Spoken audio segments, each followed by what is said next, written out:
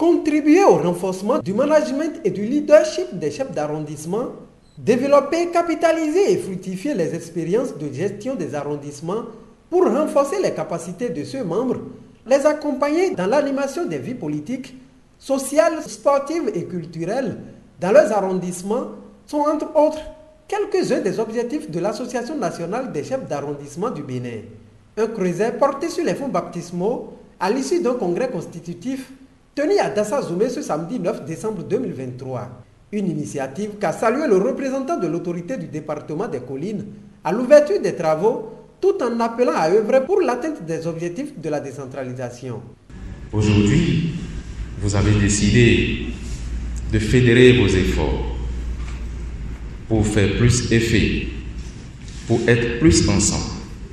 Je l'ai entendu tantôt, le président de l'organisation, c'est bien ça, disait que votre réunion, que les échos ont commencé par faire peur, et ça m'a fait sourire.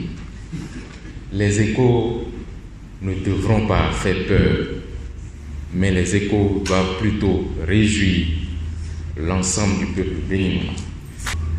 Au nom du préfet du département des Collines empêché, je voudrais nous rappeler qu'en tant qu'organe politique, démembrement de l'État, j'insiste là-dessus, cette association que vous préparez à mettre sur les fonds baptismaux ne doit pas constituer des menaces pour l'État que vous et nous sommes appelés à servir. Vous devez donc travailler à l'atteinte des objectifs de la décentralisation. Vous devez travailler à ce que l'État béninois se porte au mieux. Travailler à relever l'un des défis majeurs aujourd'hui. Défi sans quoi la décentralisation ne se porterait pas mieux dans notre pays. Il s'agit de la mobilisation des ressources.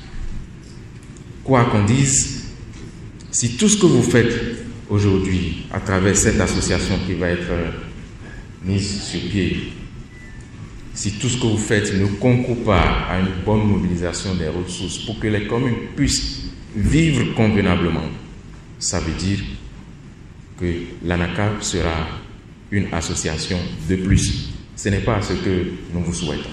Des heures durant, les participants à ce congrès ont examiné et adopté les textes fondamentaux de l'ANACAB avant de procéder à l'élection des différents membres de ces organes. Au thème des travaux, Emmanuel Azokpota est élu président de l'association. Je viens d'être élu le président de l'Association nationale des chefs d'arrondissement du Bénin et nous voici au terme de notre congrès constitutif qui a vu naître sur les fonds baptismaux l'ANACAB, entendez l'Association nationale des chefs d'arrondissement du Bénin. Je voudrais ensuite féliciter tous mes autres collègues qui ont été élus au même titre que moi et pour dire que pour moi il ne s'agit pas d'un bureau composé de présidents, de vice-présidents et de secrétaires. Non, il s'agit d'une équipe. Nous allons travailler les mains dans les mains pour que les objectifs puissent être atteints. Notre premier défi, c'est d'accompagner la réforme en cours, la réforme au niveau de la décentralisation, pour que nous puissions quand même faire des propositions concrètes pour que ces réformes puissent aller de l'avant. Ensuite, nous allons, comme nous avons commencé à le faire depuis fort longtemps, depuis notre mise ensemble sur les réseaux sociaux, la solidarité qui a toujours rayé entre nous sera maintenue et avancée dans le bon sens. Ce qui enchante les congressistes. C'est pour la première fois que les chefs d'arrondissement se mettent en place pour former un creuset, une association dans le but de travailler ensemble pour pouvoir bénéficier de beaucoup de choses et pour pouvoir gagner aussi beaucoup de choses, puisque de façon dispersée, on ne pourra rien si on ne se met pas ensemble pour accompagner le Bénin, pour accompagner la commune, pour accompagner le département. Il faut qu'on se mette ensemble pour travailler ensemble. C'est ce qui vient d'être fait ici à Dassa aujourd'hui. Donc, nous allons travailler ensemble, la main dans la main, pour rehausser l'image de notre arrondissement, de notre commune, de notre département, pourquoi pas du Bénin en général. Je suis très content mes impressions sont très bonnes parce que je suis dans ma deuxième mandature. Dans la première mandature, on a tout fait pour avoir l'union des CA. Même dans le Borgo seul, on n'a pas pu. Donc, cette mandature, je vais dire que c'est une joie de me retrouver et voir aujourd'hui naître le cercle des CA du Bénin entier.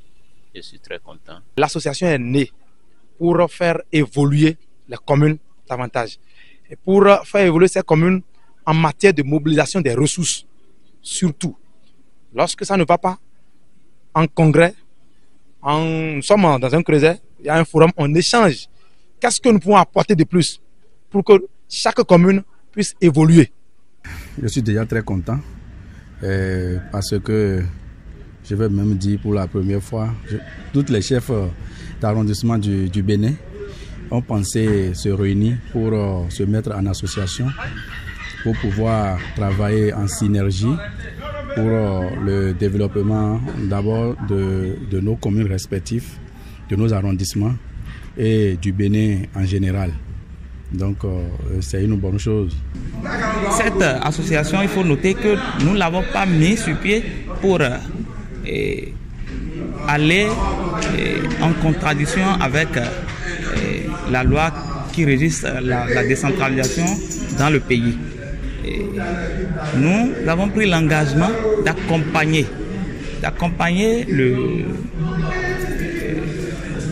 le pouvoir, que ce soit en place, et le pouvoir à l'avenir, pour que la mobilisation des ressources propres soit vraiment chose facile au niveau de toutes les communes du Bénin.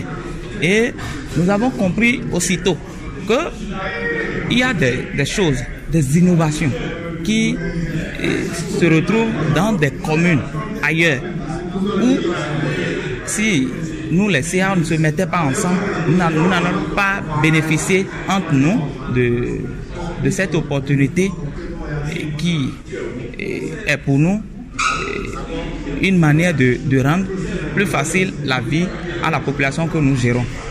Pour ma part, cette association est la bienvenue pour aider à véritablement diriger de façon décentralisée, à aider nos communes à mobiliser les ressources propres et à défendre les intérêts de chaque arrondissement. Parce que c'est quand chaque arrondissement est développé qu'on peut parler du développement de la commune. C'est quand chaque arrondissement participe à la mobilisation des ressources propres qu'on peut dire que telle commune est capable de passer de commune ordinaire à commune intermédiaire, voire commune à statut particulier. Donc, je vais inviter ceux-là aujourd'hui qui nous représentent au niveau du Bureau national à travailler véritablement.